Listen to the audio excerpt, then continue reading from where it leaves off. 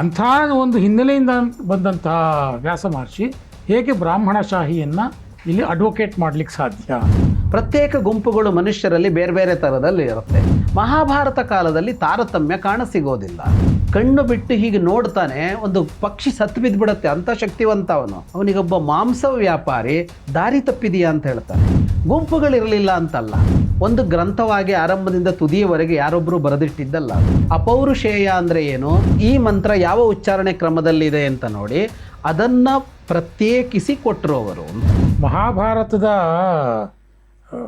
ವಿಶ್ಲೇಷಣೆ ಮಾಡುವಂಥವ್ರು ಏನು ಹೇಳ್ತಾರೆ ಅಂತಂದರೆ, ಅದೊಂದು ಇತಿಹಾಸನೂ ಅಲ್ಲ, ಏನೂ ಅಲ್ಲ, ಅದೊಂದು ಕೃತಿ ಅಂತ ಹೇಳೋದ್ರ ಮುಖಾಂತರ, ಭಗವದ್ಗೀತೆಯ ಮುಖಾಂತರ ಅಥವಾ ಮಹಾಭಾರತದ ಮುಖಾಂತರವೋ ಪುರೋಹಿತಶಾಹಿಯನ್ನು ಅಥವಾ ಬ್ರಾಹ್ಮಣಶಾಹಿಯನ್ನು ಅಥವಾ ದಲಿತರ ಮೇಲಿನ ದಬ್ಬಾಳಿಕೆಯನ್ನು ವಿಜೃಂಭಿಸ್ತಾ ಹೋಗಿದ್ದೇ ಈ ಭಗವದ್ಗೀತೆಯಲ್ಲಿ ನಮಗೆ ಕಾಣುತ್ತೆ, ಮಹಾಭಾರತದಲ್ಲಿ ಕಾಣುತ್ತೆ ಅನ್ನುವಂಥದ್ದು. ಅವರ ಮಾತಿಗೆ ವ್ಯಾಸ ಮಹರ್ಷಿಗಳ ಯಾವ ಒಂದು ಘಟನೆ ಇಲ್ಲಿ ಪೂರಕ ಅಂತ ಅನಿಸುತ್ತೆ. ನಾನು ಯಾಕೆ ಕೇಳ್ತಾ ಇದ್ದೀನಿ ಅಂತಂದರೆ, ವ್ಯಾಸ ಮಹರ್ಷಿ ಹುಟ್ಟಿದ್ದು ತಂದೆ ಬ್ರಾಹ್ಮಣನಾದರೂ ಬ್ರಾಹ್ಮಣ ಕುಟುಂಬದಲ್ಲಿ ಜನಿಸಿದ ವ್ಯಕ್ತಿ ಅಂತ ಏನೂ ನಮಗೆ ಕಾಣಿಸೋದಿಲ್ಲ. ಹೌದು. ಅಂಥ ಒಂದು ಹಿನ್ನೆಲೆಯಿಂದ ಬಂದಂತಹ ವ್ಯಾಸ ಮಹರ್ಷಿ ಹೇಗೆ ಬ್ರಾಹ್ಮಣಶಾಹಿಯನ್ನು ಇಲ್ಲಿ ಅಡ್ವೊಕೇಟ್ ಮಾಡಲಿಕ್ಕೆ ಸಾಧ್ಯ ಅಂತ.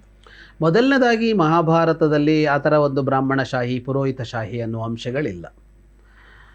ಮಹಾಭಾರತ ಕಾಲದಲ್ಲಿ ವರ್ಣ ವ್ಯವಸ್ಥೆ ಇರಲಿಲ್ಲ ಅಂತೇನೂ ಹೇಳೋಕ್ಕಾಗಲ್ಲ, ವರ್ಣ ವ್ಯವಸ್ಥೆ ಇತ್ತು. ಆದರೆ ವರ್ಣ ತಾರತಮ್ಯ ಇರಲಿಲ್ಲ.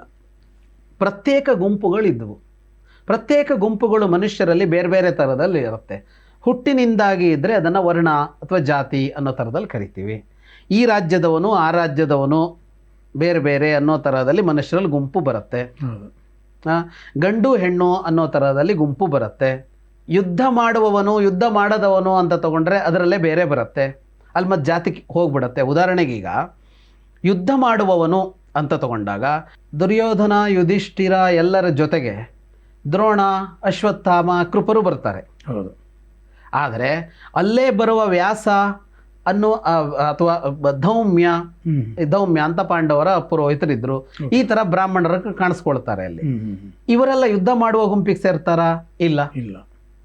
ಹೀಗೆ ಹಲವು ತರಹದ ಗುಂಪುಗಳಲ್ಲಿ ಅಲ್ಲಿ ಮನುಷ್ಯರನ್ನ ಹೇಳ್ತಾರೆ.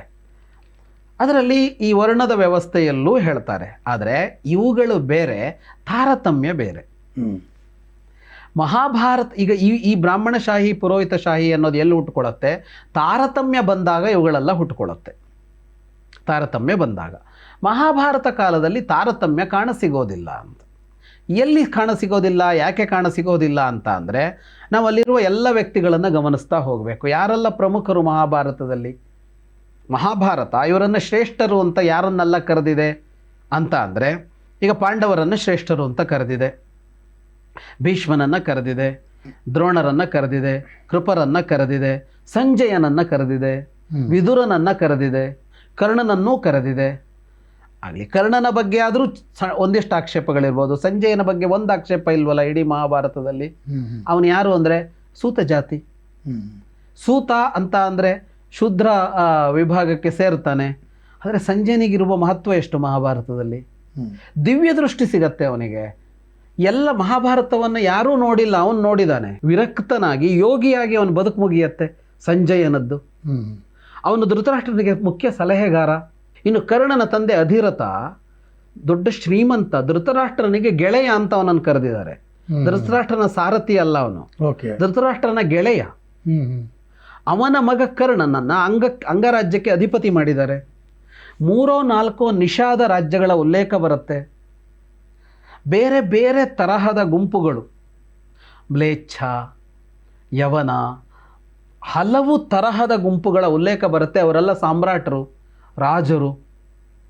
ಮಹಾಭಾರತದಲ್ಲಿ ವ್ಯಾಸರು ಇಬ್ಬರ ಕತೆ ಹೇಳ್ತಾರೆ. ತುಲಾಧಾರ ಒಬ್ಬ, ಧರ್ಮವ್ಯಾಧ ಒಬ್ಬ ಅಂತ 2 ಕತೆಗಳು ಬರುತ್ತೆ.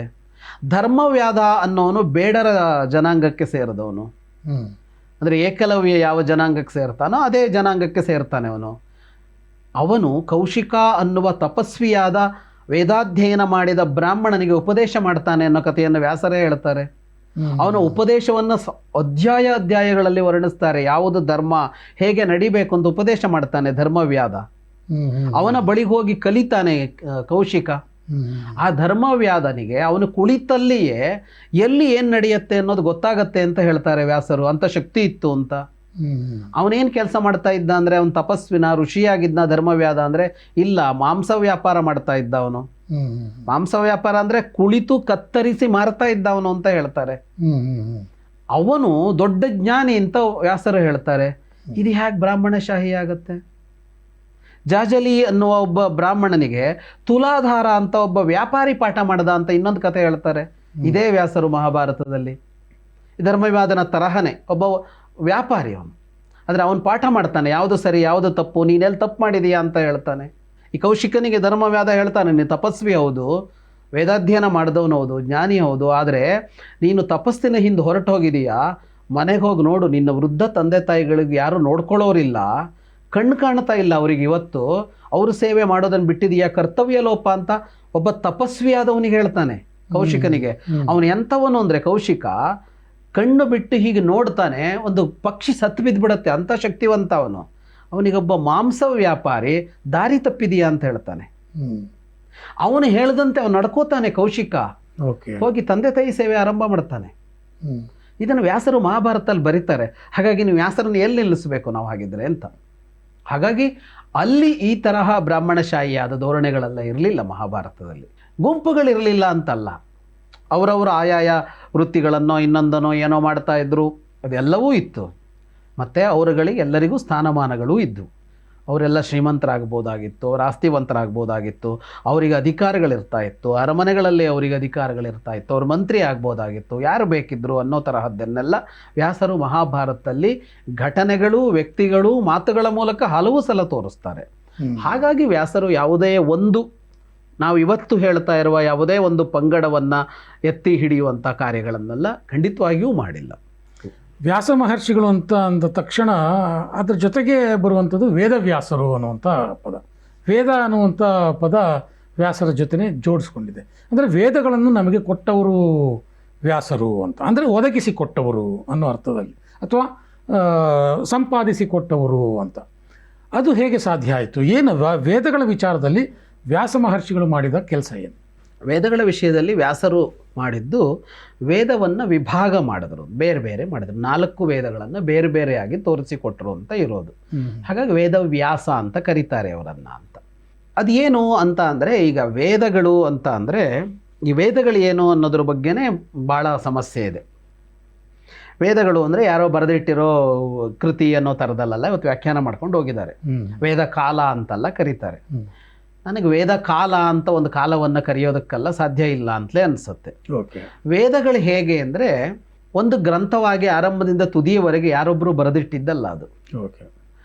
ಯಾರೋ ಒಬ್ಬ ತಪಸ್ಸು ಮಾಡ್ತಾ ಇರ್ತಾನೆ, ಆಗ ಅವನಿಗೆ ಒಂದು ಧ್ವನಿ ಕೇಳಿಸುತ್ತೆ, ಒಂದು ವಾಕ್ಯಗಳು ಕೇಳಿಸ್ತವೆ, ಅದನ್ನು ಅವನು ಬರಿತಾನೆ ಅಥವಾ ಹೇಳ್ತಾನೆ. ಅದಕ್ಕೆ ವೇದ ಮಂತ್ರ ಅಂತ ಹೆಸರು. ಅಂದರೆ ಅವನು ಒಬ್ಬ ಲೇಖಕ ಬರೆದಂತೆ ಬರೆದಿದ್ದಲ್ಲ. ತಪಸ್ಸಿನಲ್ಲಿ ಕುಳಿತಾಗ ಭಗವಂತ ಪ್ರತ್ಯಕ್ಷ ಆಗಿ ಕಣ್ಣಿಗೆ ಕಾಣಿಸಿಕೊಂಡ ಅಂತ ಹೇಳ್ತೀವಲ್ಲ, ಹಾಗೆ ಕಿವಿಗೂ ಕೆಲವು ಶಬ್ದಗಳು ಕೇಳಿಸಿದವು. ಆ ಕೇಳಿಸಿದ ಶಬ್ದವನ್ನೇ ವೇದ ಮಂತ್ರಗಳು ಅಂತ ಕರೆಯೋದು, ವೇದ ಅಂತ ಕರೆಯೋದು. ಅದಕ್ಕೆ ಹಾಗಾಗಿ ಅದಕ್ಕನ್ನು ಅಪೌರುಷೇಯ ಅಂತ ಕರೀತಾರೆ ವೇದವನ್ನು. ಅಪೌರುಷೇಯ ಅಂದರೆ ಏನು? ಯಾವುದೇ ಒಬ್ಬ ವ್ಯಕ್ತಿ ಬರೆದಿದ್ದಲ್ಲ ಅಂತ.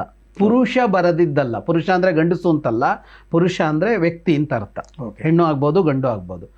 ವ್ಯಕ್ತಿ ಬರೆದಿದ್ದಲ್ಲ. ಯಾಕೆ ಅಂದರೆ ಅದು ಕೇಳಿಸಿದ್ದು ಅಂತ. ಹಾಗೆ ಕೇಳಿಸಿದ ವೇದ ಮಂತ್ರಗಳನ್ನು ಯಾವುದ್ಯಾವುದೋ ಕಾಲದಲ್ಲಿ ಯಾವುದ್ಯಾವುದೋ ತಪಸ್ವಿಗೆ ಎಲ್ಲೆಲ್ಲೋ ಇದ್ದಾಗ ಮಂತ್ರಗಳು ಕೇಳಿಸಿದ್ವು.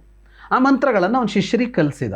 ಹೀಗೆ ಕಲಿಸ್ತಾ ಸಾವಿರಾರು ಲಕ್ಷಾಂತರ ಮಂತ್ರಗಳಿದ್ವು, ಅಥವಾ ಕೋಟ್ಯಂತರ ಇಂಥ ಮಂತ್ರಗಳಿದ್ವು. ಇವುಗಳನ್ನೆಲ್ಲ ಒಂದು ಕ್ರಮದಲ್ಲಿ ವಿಭಾಗಿಸಿ ಜೋಡಿಸಿ ಋಗ್ವೇದ, ಯಜುರ್ವೇದ, ಸಾಮವೇದ, ಅಥರ್ವವೇದ ಅಂತ ಈ ಮಂತ್ರಗಳನ್ನು ಅವು ಬೇರೆ ಬೇರೆ ಗುಣಲಕ್ಷಣಗಳ ಆಧಾರದಲ್ಲಿ ವೇದಗಳು ಅಂತ ವಿಭಾಗಿಸಬೇಕಾಯ್ತು. ಅದನ್ನು ವಿಭಾಗಿಸಿದರು ಅವರು. ವಿಭಾಗಿಸಿದರು. ಇದು ಇದಕ್ಕೆ ಸೇರುತ್ತೆ, ಇದು ಇದಕ್ಕೆ ಸೇರುತ್ತೆ, ಇದು ಇದಕ್ಕೆ ಸೇರುತ್ತೆ ಅಂತ.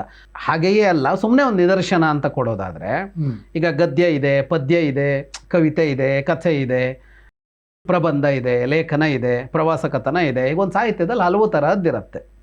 ಇದನ್ನೆಲ್ಲ ಸೇರಿಸಿ ವಿಭಾಗ ಮಾಡೋದಾದರೆ ಪ್ರವಾಸ ಕಥನಗಳೆಲ್ಲ ಸೇರಿಸಿದ್ದೊಂದು ಗ್ರಂಥ, ಪರಿಸರದ ಬಗ್ಗೆ ಇರುವ ಲೇಖನಗಳದ್ದೊಂದು ಗ್ರಂಥ, ಕಥೆಗಳೆಲ್ಲ ಇರೋದು ಒಂದು ಕಡೆಗೆ ಕಥಾ ಸಂಕಲನ, ಕವಿತೆಗಳದ್ದೊಂದು ಕವಿತಾ ಸಂಕಲನ, ಕಾದಂಬರಿಯೊಂದು ಪ್ರತ್ಯೇಕ, ಹೀಗೆ ವಿಭಾಗಿಸಿದರೆ ಹೀಗೆಯೇ ಅಂತಲ್ಲ, ಉದಾಹರಿಸಿದ್ ನಾನು. ಹೀಗೆ ಋಗ್ವೇದ, ಯಜುರ್ವೇದ, ಸಾಮವೇದ, ಅಥರ್ವವೇದ ಅಂತ ಗುಣಲಕ್ಷಣಗಳ ಮೇಲೆ ಇಂತಿಂಥ ವೇದದ ಉಚ್ಚಾರಣಾ ಕ್ರಮ ಹೀಗಿರಬೇಕು ಅನ್ನೋದರ ಆಧಾರದ ಮೇಲೆ ಅದಕ್ಕೊಂದು ಉಚ್ಚಾರಣೆಯ ಕ್ರಮಗಳು ಬೇರೆ ಬೇರೆ ತರಹ ಇದೆ ಒಂದೊಂದು ವೇದದ್ದು. ಅದಕ್ಕನುಗುಣವಾಗಿ ಈ ಮಂತ್ರ ಯಾವ ಉಚ್ಚಾರಣೆ ಕ್ರಮದಲ್ಲಿದೆ ಅಂತ ನೋಡಿ ಅದನ್ನ ಪ್ರತ್ಯೇಕಿಸಿ ಕೊಟ್ಟರು ಅವರು ಅಂತ. ಅದಕ್ಕಿಂತ ಮೊದಲು ಏನಾಗಿತ್ತು ಅಂದ್ರೆ ಎಲ್ಲವನ್ನೂ ಒಬ್ಬ ಕಲಿಬೇಕಾಗಿತ್ತು. ಅದು ಮುಂದೆ ಸಾಧ್ಯ ಆಗೋಲ್ಲ ಅಷ್ಟು ಕಲಿಯೋದಕ್ಕೆ ಅಂತ ಅದನ್ನು ವಿಭಾಗಿಸಿದರು ಅಂತ ಇರೋದು. ಹಾಗೆ ವಿಭಾಗಿಸಿ ಕೊಟ್ಟಿದ್ದರಿಂದಾಗಿ ಅವರನ್ನು ವೇದವ್ಯಾಸ ಅಂತ ಕರೆದ್ರು ಅಂತ.